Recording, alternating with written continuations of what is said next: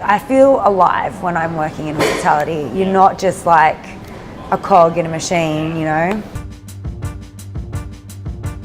I've always loved food, but you know, I wasn't really ever keen on becoming a chef.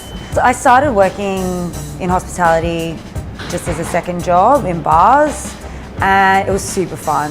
And then I went for a job at Tetsuya's. It was one of the best things that ever happened to me.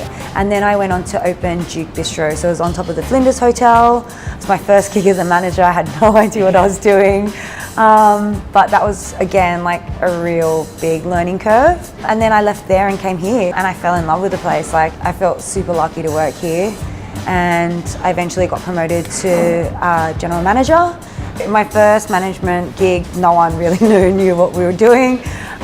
So it was a great learning experience, but you know, I think like for most of it, you're just trying to use your instincts and fake it till you make it. Yeah, sometimes you just got to take a leap of faith and go for it. So I did.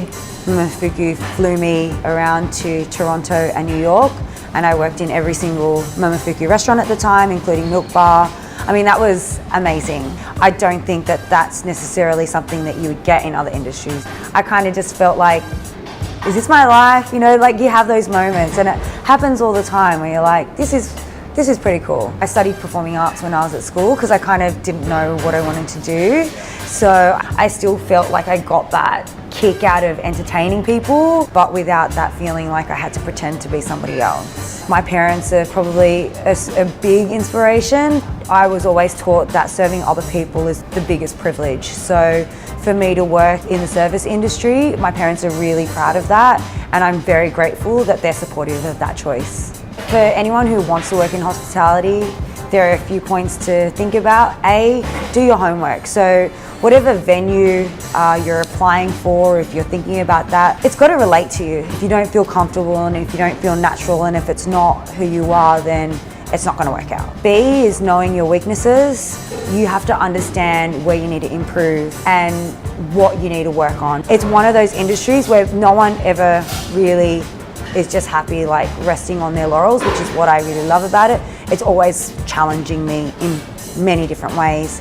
If you want to work in front of house, you need to know what good service looks like. You can't really give a good experience until you know what that is, you know? So really like take stock of what matters to you when you go into a restaurant or in a venue and try to create that for your guests. And the last one is, I think, listening is the biggest part of hospitality.